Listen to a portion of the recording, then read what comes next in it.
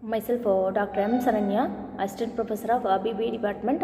Now, I am going to present a topic on export incentive.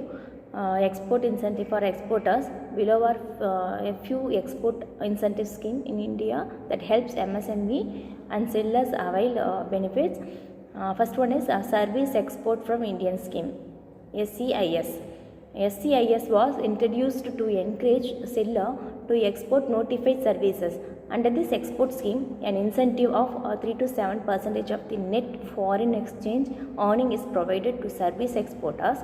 The requirement from an exporter is to have an active IEC with minimum net foreign exchange earning worth foreign currency $15,000 to be eligible for a claim under the scheme.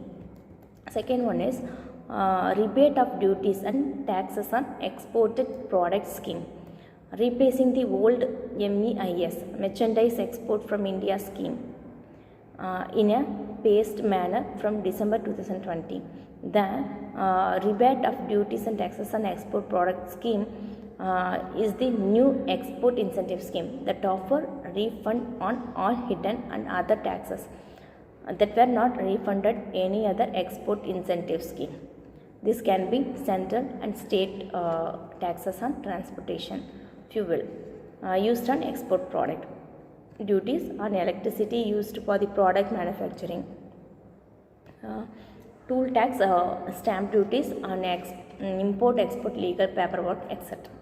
Understanding RODTEP scheme, a guide for Indian exporters. Third one, EPCG, Export Promotion Capital Goods Scheme.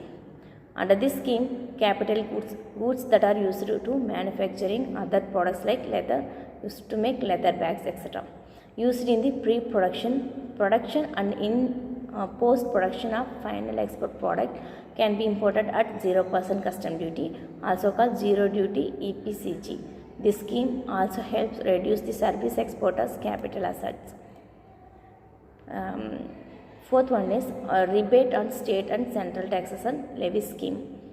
The new export incentive scheme in ROSCTL introduced in 2019 is applicable on all ready-made apparel and textile like bedsheet, clothing, garments, carpets, rugs, etc.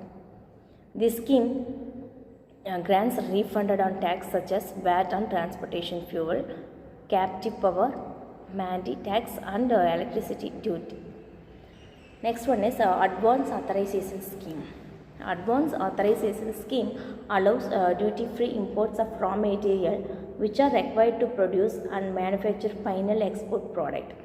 This provision covers fuel, packages material and some wastages during the production of the final product. It allows exporter to import raw material at 0% import duty if those raw materials will be used to manufacture export product. NIRVIK scheme, providing high insurance cover, reduced premium for small exporters and a simplified claim settlement process. The NIRVIK scheme was introduced by the ECGC, Export Credit Guarantee Corporation of India. It is primarily an insurance cover guarantee scheme that provides a cover of up to 90% of the principal and interest as against the current credit guarantee of only up to 60% loss. Seventh one, EOU scheme, Export Oriented Unit. The export scheme was introduced in 1980. The aim to encourage exports by creating additional production capacity, earning foreign exchange to the country, and to generating additional employment. It provides a few waivers and concession in complication and taxes to exporter.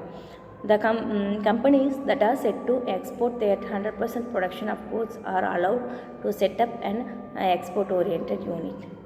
Eighth one is GST refund or exporters. Goods and Service Tax Act offer a few scheme to exporters in India. LUT bond scheme, exporters can export goods without paying any GST by obtaining a letter of undertaking. 1. IGST refund, exporter can pay integrated GST on export and later claim the refunded of that amount from the customs department. 1% GST benefit for merchant exporter. Merchant exporter can get export goods from local supplier at 0.1% concessional GST rate. Thank you.